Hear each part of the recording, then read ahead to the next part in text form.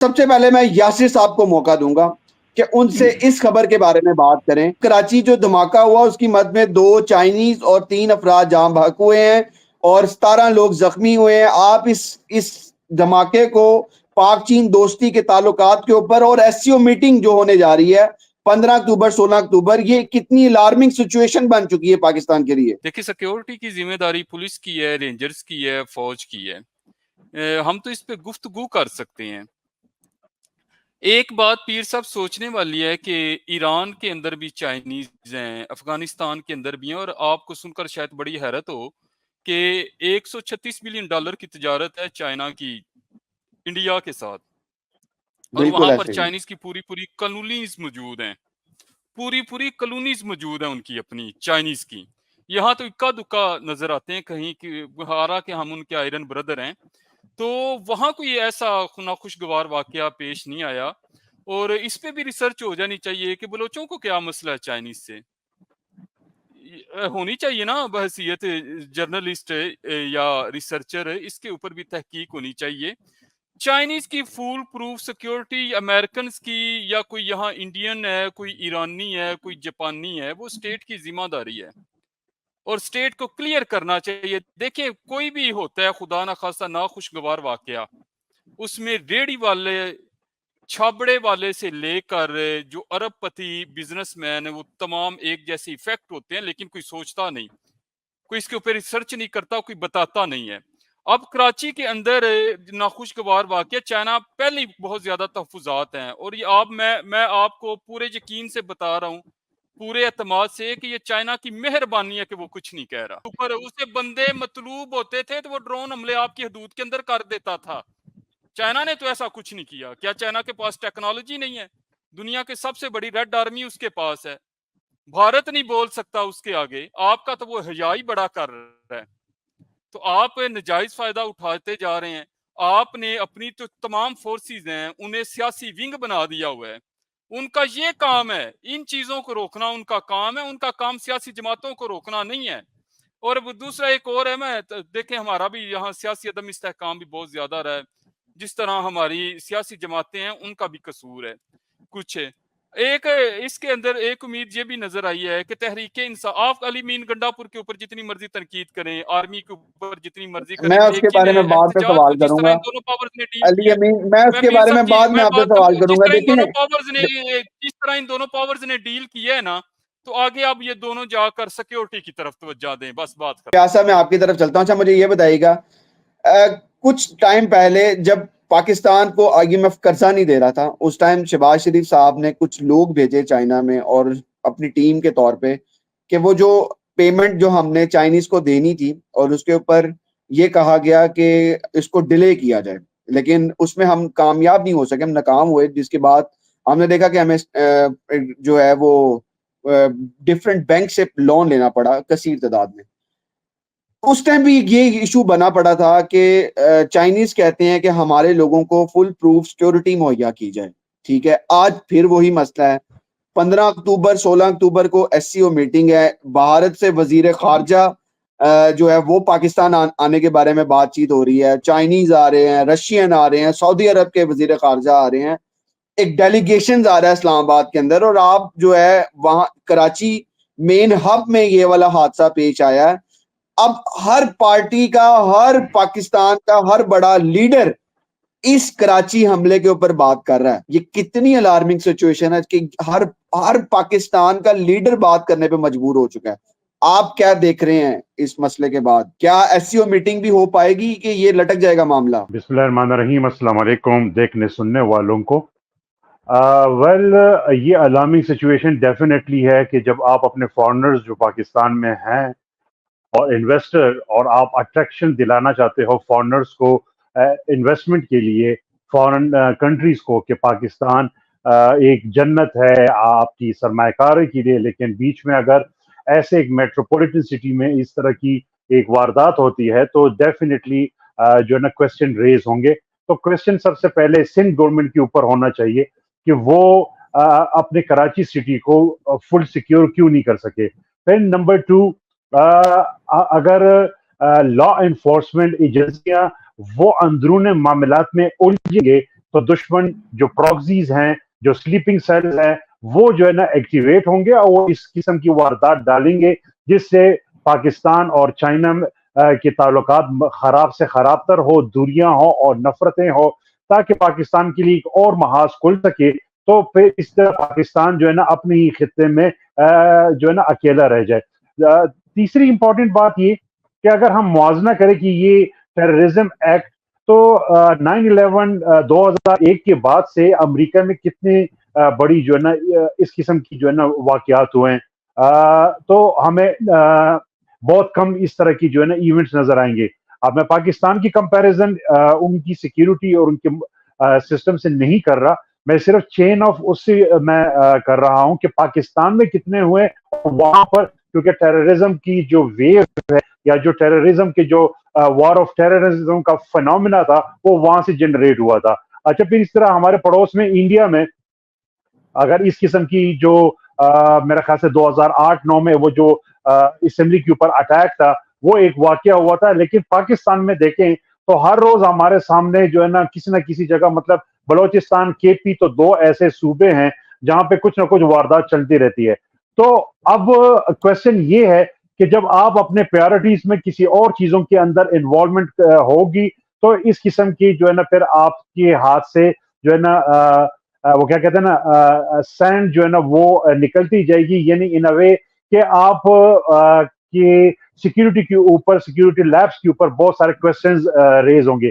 اب دیکھنا یہ ہوگا کہ کیا ایس او ای کا جو ہے نا یہ میٹنگ ہو جاتی ہے اور اس میں پھر کیا کہا جاتا ہے, یہ ایک امپورٹنٹ فیکٹر ہے. اور اس حکومت کے اوپر ایک بڑا نشان کہ جو وفاق میں اور جو اس وقت سندھ میں, کیونکہ دونوں اس وقت سیم پیج پر ہے اور دونوں جو ہے نا گڈی گڈی کھیل رہے ہیں. اچھا عائشہ صاحبہ, میں آپ سے سوال کروں گا, اور سوال میرا یہ ہے کہ انڈیویجولی طور پہ ہر سیاستدان اس کے اوپر بات کرنے پہ مجبور ہو چکا ہے, اور وہ لوگ یقین دہانی کروا رہے ہیں چائنیز ایمبیسیز میں جا کے, چائنیز لوگوں کے ساتھ سفارتکار سے ملاقاتیں کر کے کہ بھائی اب دوبارہ ایسی ٹریجڈی نہیں ہوگی, ہم آپ کو فل پروف سیکیورٹی دیں گے.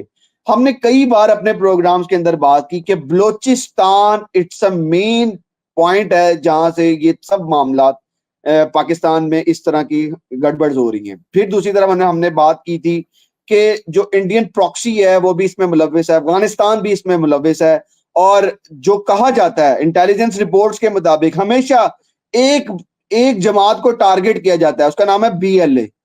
لیکن ہمیں جو ہمارے سورسز ہمیں بتاتے ہیں وہ یہ بتاتے ہیں کہ افغانستان سے جو موومنٹ پاکستان کے اندر دہشت گردی کی ہو رہی ہے اس میں داعش ایک اہم جو ہے وہ کردار ہے.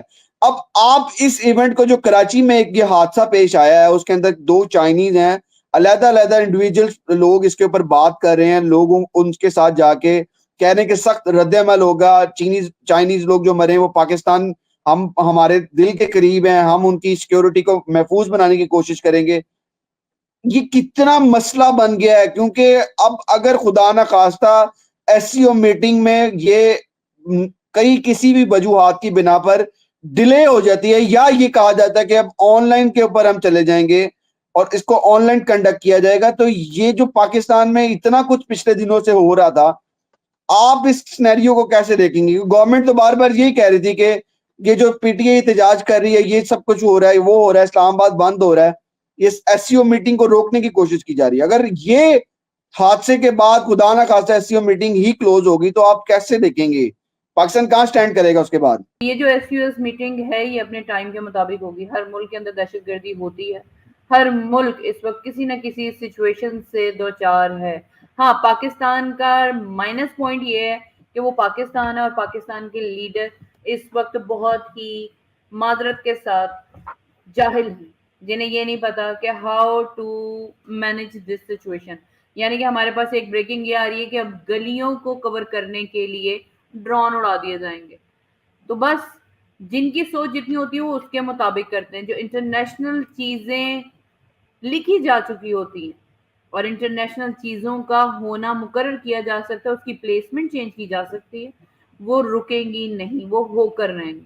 دس از دا مین پوائنٹ. چائنا کے جو لوگ کراچی کے اندر مارے جا چکے ہیں وہ ایک حادثہ تھا, پاکستانی بھی بہت سارے مارے جاتے ہیں, چائنا کے لوگ تو خوش نصیب ہیں، ان کو انصاف دلانے کے لیے پورے پاکستان کی جو مینجمنٹ ہے، کریم ہے، پارلیمنٹ ہے، نیشنل اسمبلی ہے، تمام لوگ حرکت میں. مرنے والا تو مر گیا، لیکن یہاں پر اس جو زندہ لوگ پاکستان میں وہ اس کا جواب دیں گے. تو ہر ملک میں سچویشن ہے، وہ لوگ لکی ہیں، ان کو انصاف ملے گا. پاکستانیوں کو انصاف نہیں ملتا. اس کی جیتی جاگتی تصویر آپ کے سامنے عافیہ ہے، ڈاکٹر عافیہ. آپ کے اس کے سامنے جو اس دنیا سے جا چکے ہیں ڈاکٹر قدیر خان، وہ ہیں.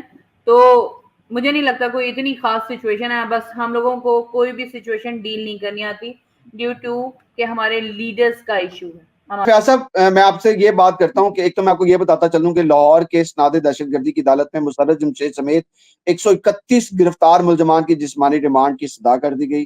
علی امین گنڈا پور صاحب اسلام آباد کے اندر احتجاج ڈی چوک میں لوگوں کو چھوڑ کر کے پی ہاؤس کے اندر چلے گئے، اور پھر جب وہ آئے کے پی اسمبلی کے اندر تو وہاں پر آ کے وہ کہتے ہیں کہ جی میں تو کے پی ہاؤس کے اندر ہی موجود تھا اور یہ لوگ مجھے پکڑ نہیں پائے. کوشچن یہاں پر یہ پیدا ہوتا ہے کہ کیا وہ یہ ثابت کرنے کی کوشش کر رہے ہیں کہ ہماری انٹیلیجنس اور ہماری جو ادارے ہیں وہ کمزور ہیں؟ کیا وہ یہ ثابت کرنا چاہتے تھے کہ میرا جو ہے وہ اسٹیبلشمنٹ کے ساتھ کسی قسم کی کوئی میٹنگ تھی؟ کیونکہ بیرسٹر سیف صاحب جو ہیں وہ یہ کہتے ہیں کہ اگر ہماری اسٹیبلشمنٹ کے ساتھ کسی قسم کی کوئی تعلق معاملات رابطے ہوتے تو آج عمران خان جو ہے اور ان کی اہلیہ وہ جیل میں نہ ہوتی، وہ باہر ہوتی، شہباز شریف کی حکومت نہ ہوتی، نواز شریف ملک لندن نہ جاتے. اور ساتھ ہی ساتھ وہ کہتے ہیں کہ کوئی بھی قانونی جواز نہیں تھا. وزیر اعلیٰ صاحب اپنی مرضی سے اپنی حکمت عملی تھی ان کی، جس کی بیس کے اوپر وہ چھپے ہوئے تھے، اور وہ 24 گھنٹے بعد منظر عام پر آئے. پھر انہوں نے یہ بھی بتایا کہ پشاور جب انہوں نے اسمبلی میں خطاب کیا تو انہوں نے علی امین گنڈا پور صاحب نے کہا کہ میں جو ہے وہ ہمارا مشن جو ہے عمران خان کی رہائی ہے. آپ بتائیں کہ علی امین گنڈا پور بیسیکلی یہ سٹوری کیا تھی؟ پچھلی دفعہ بھی غائب، اب پھر غائب، اور ایک پروپیگنڈا جو پی ٹی آئی کے خلاف چل رہا ہے سوشل میڈیا پہ، اس کے اوپر بھی آپ ہمیں اپنا موقف بتائیں. آپ نے جو کہا نا کہ انٹیلیجنس، تو وہ تو آپ کو پتہ ہی ہے کہ اسامہ بن لادن جو ہے نا کہاں پر ان کو جو ہے نا مطلب ہے کہ وہ انکاؤنٹر کہاں پہ کیا گیا تھا، تو وہ پھر آپ کو پتہ ہے کہ کتنا کریڈیبلٹی ہے. بٹ اینی وے آپ کی کوشچن کافی لینتھی ہے، تو میں ذرا یہ کہوں گا کہ جو سوشل میڈیا کے اوپر چمگوئیاں ہوئی تھی اور بہت ساری سٹوریاں سرفیس کر رہی تھی، تو ان میں سے سب سے پہلے میں نام لے کر کہوں گا، کسی میں اتنا شاید ضرورت نہیں ہوگا، میں نام لے رہا ہوں. صدیق جان یوٹیوبر اور ایک صحافی جو ایک قابل بھی ہے، محنتی بھی ہے، اور ایک ویل نون ایک صحافتی شخص ہے، پرسنالٹی ہے. انہوں نے جب علی امین گنڈا پور صاحب نے جب تقریر کی، تو یہاں پر میں رک کے صرف یہ کہوں گا کہ یہ جو کہتے تھے کہ یہ نہیں آ سکتے، پی ٹی آئی نہیں آ سکتی 9 مئی کے بعد، تو 3 دفعہ کر کے جو ہے نا دکھا دیا علی امین گنڈا پور نے کہ جب وہ اسمبلی میں فلور آف دا ہاؤس تقریر کر رہے تھے تو موصول صدیق جان ٹویٹر پہ بار بار کہ جھوٹ بول رہے ہیں. یہاں سے جو ہے نا ایک نیریٹو بلڈ ہو گیا، اور اس کو دیکھتے ہی دیکھتے سب کے سب جو ہے نا جھوٹ بول گیا، یہ غلط کہہ رہا ہے. تو میرا سب سے پہلا کوشچن یہ، جب آپ کے پاس فیکٹس اینڈ فگر نہیں ہے، سچ کیا ہے؟ میں جھوٹا ہوں تو آپ کے پاس سچائی کے لیے کیا انفارمیشن ہے؟ وہ ہے آل پارٹی کانفرنس کی اصل کہانی کیا ہے، اور ڈاکٹر ذاکر نائک آخر پاکستان کی سردرد بن ہی گئے. ویسے تو ٹاپک میں ہم نے ان دونوں کہانیوں کے سامنے کوسچن مارک لگائے ہیں، کیونکہ ہر کسی کا اپنا اوپینین ہوگا، ہر کسی کی اپنی ڈسکشن لائن ہوں گی، لیکن ہمارے بھی کچھ پوائنٹ آف ویوز ہیں، کچھ تحفظات ہیں جس کو ہم آج کے شو کے اندر ڈسکس کریں گے. میں سب سے پہلے پیر عمیر سے چاہوں گی کہ وہ مجھے بتائیں کہ یہ آل پارٹی کانفرنس کی اصل کہانی کیا ہے. اس کے اوپر ذرا تھوڑی سی روشنی ڈالیے گا پلیز. آل پارٹی کانفرنس کے اندر بیسک جو مقصد تھا اس کا، وہ تو مقصد تھا فلسطین کی حمایت کرنا اور اسرائیل کو یہ بتانا کہ ہم پاکستان جو ہے وہ فلسطین کے ساتھ سٹینڈ کرتا ہے. بیسک تو اس کا یہ تھا. لیکن اصل جو اندر کی کہانی تھی وہ یہ تھی کہ وہاں پر مولانا فضل الرحمان صاحب بھی موجود تھے، وہاں پر ہی نواز شریف صاحب بھی موجود تھے، وہاں شہباز شریف صاحب بھی موجود تھے، وہاں بلاول بھٹو زرداری صاحب بھی موجود تھے، اور سیاست کے چشم و چراغ، سیاست کے علمبردار جناب محترم آصف علی زرداری بھی وہاں موجود تھے. اس موقع کا فائدہ اٹھاتے ہوئے وہاں پر ڈسکس جس بارے میں کیا گیا وہ تھا آئینی ترمیمی پیکج. اور آئینی ترمیمی پیکج سے ریلیٹڈ جو چیز منظر عام پر آئی ہے اس میں مولانا فضل الرحمان نے کہا کہ جمعیت کی مرکزی تنظیم موجود نہیں ہے، صرف میں اور غفور حیدری عہدہ رکھتے ہیں، میں تنظیم کے بغیر اکیلا فیصلہ نہیں لے سکتا. یہ تو مولانا فضل الرحمان کہتے ہیں. لیکن مولانا فضل الرحمان نے کہ ہم نے کچھ اندر کے لوگوں سے پوچھنے کی کوشش کی تو ہمیں معلوم ہوا کہ کوئی 80% مسودہ جو ہے نا انہوں نے تیار کر لیا ہے اور وہ آئینی ترمیمی مسودہ جلد مذاکراتی ٹیم کے حوالے کر دیں گے. اور اسی سے ریلیٹڈ یہ بھی بتایا گیا کہ مولانا فضل الرحمان کو ساتھ چلنے کے لیے یقین دہانی کروائی جائے گی اور جمہوریت فروغ کے لیے مولانا کی کوششوں کی تعریف بھی کی. یہ آصف علی زردار، نواز شریف دونوں نے. انہوں نے کہا کہ جو مولانا صاحب نے کردار نبھایا ہے اس پورے پروسیجر کے اندر، جو پچھلے ہم نے دیکھا جب میل ملاقاتیں چلی تو اس دوران میں کس طریقے سے لوگ ان کے گھروں میں روز بلکہ گھنٹہ بہ گھنٹہ یہ جو ہے نا وہ ملاقاتوں کا سلسلہ جاری رہا. اور اسی دوران یہ کہا انہوں نے کہ جو سٹیپ انہوں نے اٹھائے ہیں وہ سب سے بہترین اور قابل عمل ہیں. پھر انہوں نے یہاں سے ہم نے یہ بھی انفارمیشن نکلوانے کی کوشش کی، پتہ چلا کہ جو مسودہ کو ترجیح دی جا رہی ہے اس میں نون لیگ اور پیپلز پارٹی کی ٹیم اس ہفتے دوبارہ JUI کے ساتھ ملاقات کرے گی. اور اس کے بارے میں یہ بھی بتایا جا رہا ہے کہ 15 سے 16 اکتوبر کو یہ آئینی ترمیمی پیکج جو ہے وہ اسمبلی میں اور سینٹ میں پیش کر دیا جائے گا. یہ ایک بیسک ڈسکشن تھی اس آل پارٹی کانفرنس کی بیک پہ. لیکن دوسری طرف جہاں پر آل پارٹی کانفرنس کے اندر باقی ساری جماعتوں نے ایک چیز کے اوپر سٹینڈ لیا، وہ تھا دو ریاست کے اوپر، فلسطین اور اسرائیل کے دو ریاستیں ہیں، اس سے ریلیٹڈ ان کا سٹانس ہے، اس سے ریلیٹڈ بات چیت ہوئی. لیکن یہاں پر جماعت اسلامی نے جو یہ کہا، انہوں نے کہا 295 جو ان کا ہمارا قانون ہے اس کے تحت ریاست ایک ہی ہے، وہ فلسطین کی الگ ریاست ہے، اسرائیل کی الگ ریاست ہے. ہم نہیں چاہتے کہ دو الگ ریاستوں کے اوپر بات کی جائے، ہم چاہتے ہیں کہ فلسطین کا ایک حصہ بھی اسرائیل کو نہ دیا جائے. تو اس بات کے اوپر جماعت اسلامی نے ایک اپنا ان کا سٹانس تھا، اپنا موقف تھا، انہوں نے سامنے رکھا. لیکن یہ ایک پازیٹیو جسٹر دیا گیا اور پی ٹی آئی نے اس کے اوپر بائیکاٹ کیا. پی ٹی آئی نے سٹینڈ نہیں لیا، پی ٹی آئی نے وہاں پہ شمولیت اختیار نہیں کی. اور اس کی جو بیسک وجہ بتائی جا رہی تھی وہ یہ بتائی جا رہی تھی کہ جو لوگوں کو اریسٹ کیا گیا ہے احتجاج کے نے، اس وجہ سے پی ٹی آئی نے اس کا بائیکاٹ کر دیا. جی یاسر، میں آپ سے ایک سوال کوٹ کرنا چاہوں گی کہ جماعت اسلامی کا جو سٹیٹس ہے وہ کیا ہے، کیونکہ وہ تو نہ پارلیمنٹ کا حصہ ہیں اور نہ ہی کوئی ایسی ایکٹیویٹی مجھے نظر آتی ہے میرے علم و فہم کے مطابق کہ جماعت اسلامی اس وقت بہت اہم کردار یا منصب پر فائز ہے.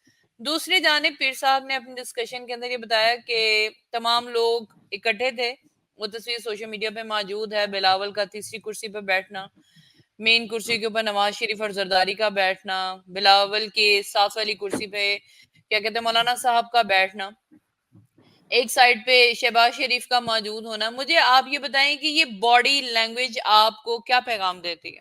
جماعت اسلامی کے بارے میں آپ نے کچھ انہیں اتنی زیادہ اہمیت دے دی ہے جتنی وہ نہیں اپنے آپ کو آج تک دے سکے 75-76 سالوں میں. ان کی طرف تو میں بعد میں آتا ہوں. جہاں تک آپ نے کرسیوں کی بات کی ہے تو جب سے یہ پیدا ہوئے ہیں زرداری صاحب اور میاں صاحب تو اہم کرسیاں ان کے لیے ہیں.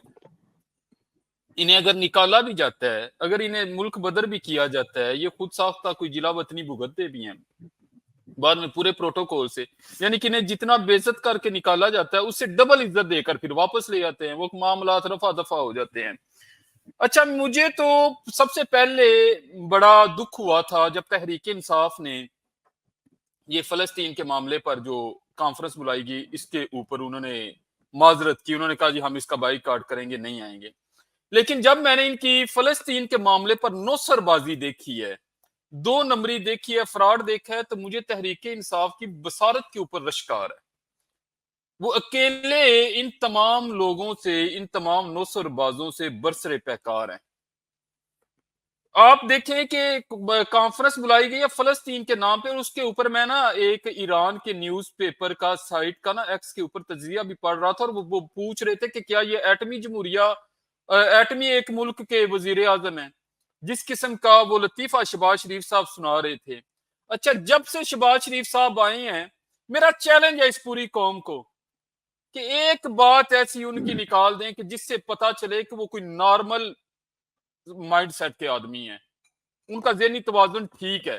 मैं चैलेंज करता हूँ कोई एक बात ऐसी, इससे पहले वो जापान चले गए थे एक फैक्ट्री के पास, फिर वो उन्हें उनके ऊपर जुल्म किया गया, उस कमरे में भेज दिया जहां वो नेतन्याहू ने गुजरना था, तो वो पीठ करके बैठ गए उस तरफ। खैर से अल्लाह माफ करे, पता नहीं कौन सा गुनाह हुआ है इस कौम से इज्तमाई तौर पर जो ये लोग मुसल्लत हो गए उनके ऊपर है। अच्छा, ये जो मौलाना साहब ने मुसवदा अभी गुफ्तगू हो रही है, जितना भी बोल रहे हैं नून लीग के मेरे दोस्त हैं, भाई हैं, झूठ बोल रहे हैं, इन्हें कोई शर्मिंदगी भी महसूस नहीं होती। मौलाना साहब का जो है मुसवदा, एक याद रखिएगा, वो तहरीक इंसाफ के साथ मिलकर तैयार किया गया है, जितना अभी तक हुआ है, आगे होगा उसके ऊपर भी है। देखिए मौलाना साहब ने फलस्तीन कॉन्फ्रेंस के नाम के ऊपर ये जो मीटिंग की, मुझे इसके ऊपर दुख हुआ, लेकिन जो मौलाना साहब ने वहां पर उस फलस्तीन के मामले के पे मौकफ रखा है, वो अब तक का बेहतरीन मौकफ था। मौलाना साहब ने बड़ा अच्छे तरीके से रिप्रेजेंट किया है। ये तो एक अच्छा काम हो गया कि मौलाना साहब वहां पर चले गए और किसी ने मौलाना ने तो फलस्तीन को रिप्रेजेंट किया है इस पूरे साल में। जमात इस्लामी पे के तरफ आता हूँ, तमाम दोस्तों से माजरत के साथ अगर आपका दिल दुखे, ये जमात इस्लामी तो खिदमत कर रही है इस वक्त। आप कह रही थी कि उनका क्या रोल है, उनका ही तो असर रोल है। आप ये IPPs के ऊपर देख लें, जब से उन्होंने एहतजाज किया, पूरे मुल्क के अंदर कोई खुदकुशी की हो, किसी ने एहतजाज किया, महंगी बिजली, वो मामला बाहमी रजामंदी से हल हो गया। इससे पहले जमात इस्लामी ने डॉक्टर आफिया सिद्दीकी के ऊपर एहतजाज किया था। अभी तो मैं कहता हूँ कि खुदा ना खास्ता ये जो हमारे एक दो इंसानी हकूक बच गए हैं, जमात इस्लामी कहीं उनके ऊपर भी एहतजाज ना कर ले, वो भी ना चले जाएं। वो तो बड़ी अच्छे थे। ये जमात इस्लामी वो जमात इस्लामी है, मुश्ताक अहमद खान साहब वाहद गजा की फलस्तीन की आवाज थे। उनकी जिस तरह बेइज्जती की गई, बेहुरमती की गई, उनके बगैर ही आ गए हैं फलस्तीन कॉन्फ्रेंस के अंदर, और मुस्कुरा कर 2-3 दफा खाने खाए गए हैं इस कॉन्फ्रेंस के दौरान। और जमात इस्लामी वालों का हौसला है, फिर वो कहते हैं कि हम दोबारा इंसानी हकूक की आवाज उठाएंगे। अल्लाह बचाए फलस्तीन, अहले फलस्तीन पे रहम करे। हमारे लिए तो जमात इस्लामी ने जब भी आवाज उठाई है उसका नतीजा सामने है। अब ये लोग फलस्तीन के लिए आवाज उठाने निकल पड़े हैं। फयाज साहब, ऑल पार्टी कॉन्फ्रेंस को लेकर जो आपकी जमात यानी कि PTI का मौकफ है, मैं सबसे पहले चाहूंगी कि आप थोड़ा सा उसे एक्सप्लेन करें। ये जो कॉन्फ्रेंस था वो बेसिकली बहाना था और मौलाना फजल रहमान निशाना था। आपने कभी ऐसे कॉन्फ्रेंसेस देखी है कि जहाँ पे दो ब्रेक की जाए, जहाँ पे चूरी कांटी की आवाज सुनाई दे, खाने हो, उसमें उन्होंने कौन सा जो है ना इनकलाबी बात की कि हम जो है ना कह सके, सीना चौड़ा कर सके कि जी फलस्तीन की आवाम के लिए हमने जो है ना मैदान में उतर कर अब हम जो है ना इसराइल को सबक सिखाएंगे और इनकी बर्बरियत का हम जवाब देंगे।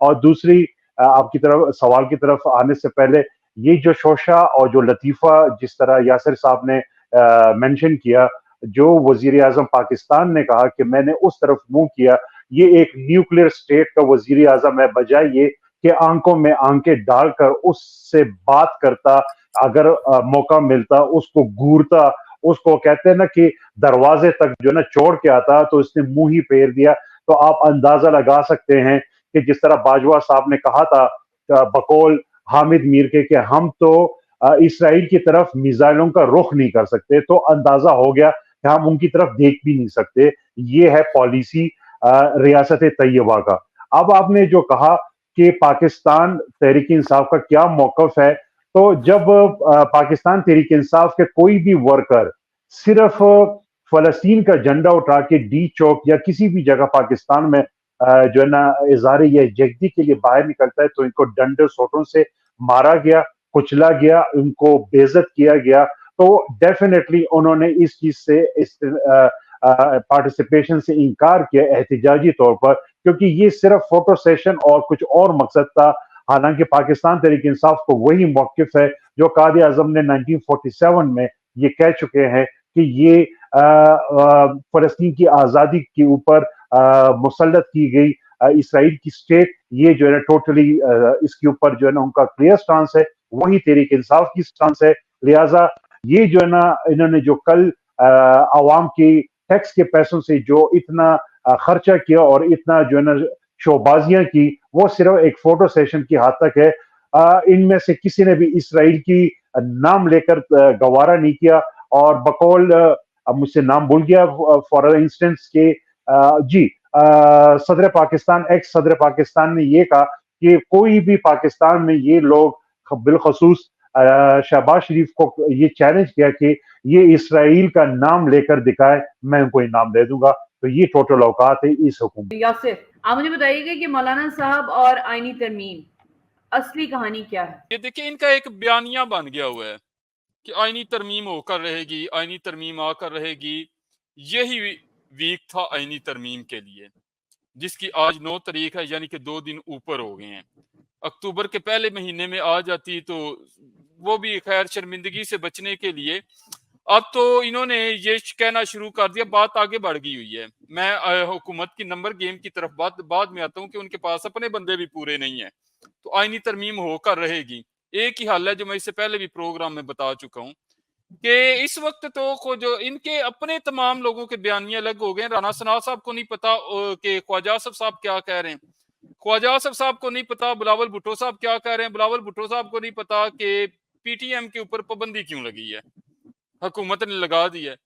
उनके जो वालिद मोहतरम है वो सदर पाकिस्तान है और बेटा इतना अनजान है कि उसे नहीं पता पीटीएम के ऊपर पाबंदी क्यों लगी है। और जस्टिस मंसूर अली शाह साहब के बारे में कहता है कि उनसे जजेस नहीं संभाले जाएंगे सुप्रीम कोर्ट के अंदर, यानी कि वो कोई दूध पीते बच्चे हैं जिनको जस्टिस मंसूर अली शाह साहब ने आकर संभालना है। हुकूमत के अपने 15 कौमी असम्बली के 15 अरकान और सेनेटर जो हैं वो बैरून मुल्क हैं, उनको हिदायत की गई है बड़ी सख्ती से कि जनाब 15 अक्टूबर तक आ जाएं। तहरीक इंसाफ के तो सिरे से ही गायब है ना, वो तो इस दफा एहतजाज में भी नहीं आए। जिन लोगों ने रियाज फतेहाना साहब के बारे में बातें की जा रही थी वो भी बाहर हैं, वो भी नहीं आने वाले। तो ये तरमीम जो है ये तो एक अधूरा कह लें, डरावना कह लें, ख्वाब है हुकूमत के लिए। वो तो सरेंडर करते फिरते। कल ख्वाजा आसिफ साहब कह रहे थे कि अब कोई रोला नहीं है कि जस्टिस मंसूर अली शाह साहब का as a chief justice notification जारी हो जाएगा।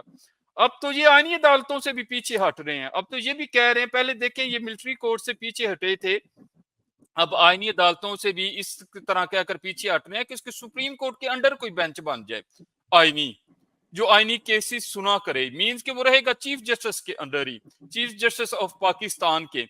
आप जहां तक तमाम लोग कहते हैं मौलाना मान गए, मौलाना मुसवदा तैयार कर लिया, आज तक इन्होंने मौलाना साहब के मुतालिक जितनी भी बातें कही हैं वो झूठ कही हैं और वक्त ने साबित की है। मौलाना साहब ने जहां स्टैंड लिया हुआ था, मौलाना साहब आज भी वहीं खड़े हैं। और पॉसिबल है कि ये जो तरमीम है ये दिसंबर के अंदर आए।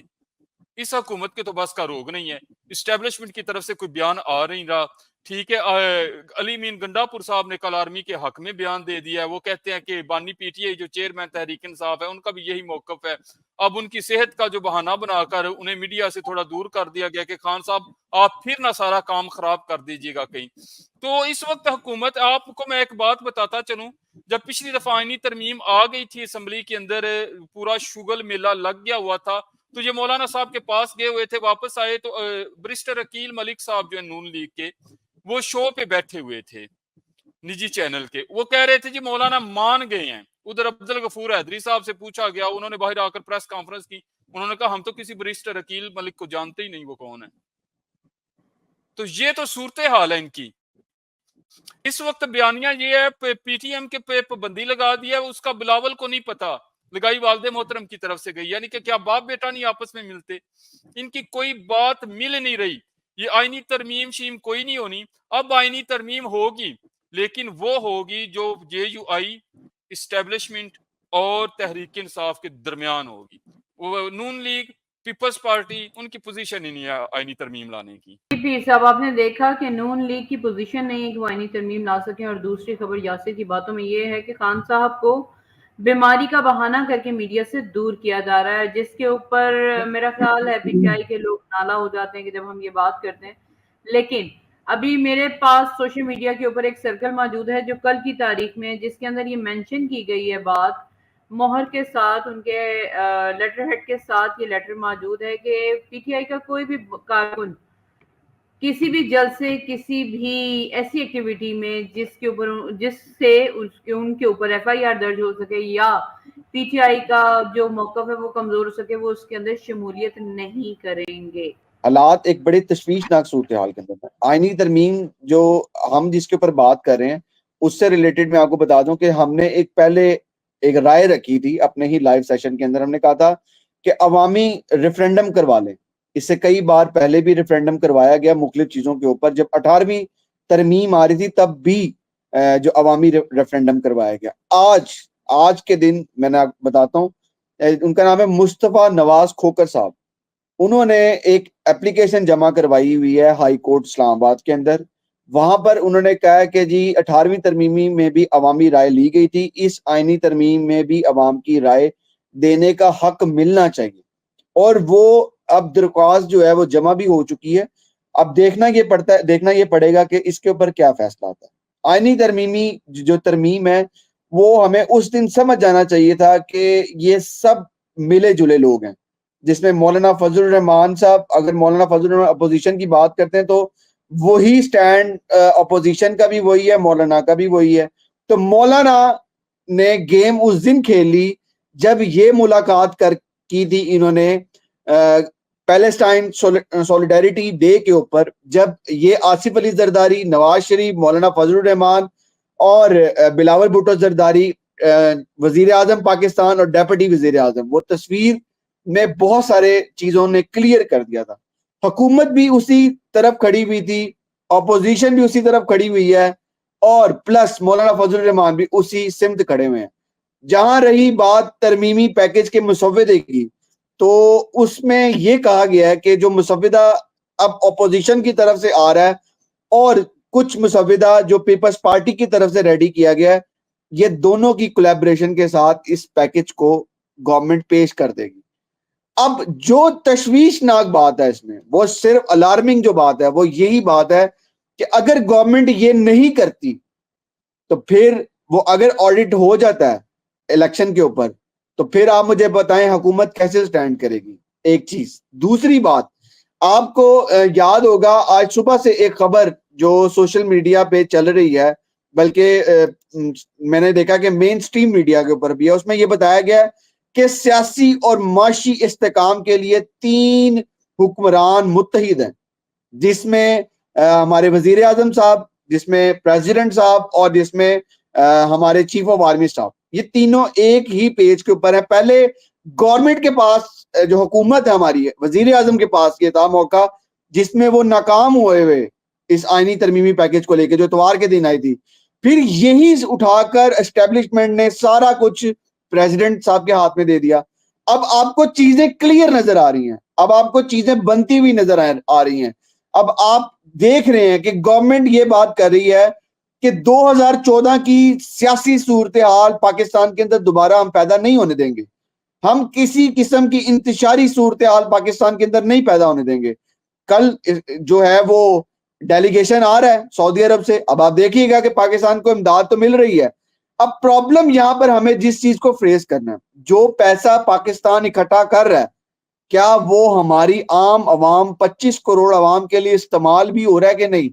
کیا وہ پیسہ ان دھرنے فسادوں, ان کنٹینرز کے مد میں استعمال کیا جا رہا ہے؟ ہمارے لیے کہاں استعمال کیا جا رہا ہے؟ سوال یہ پیدا ہوتا ہے.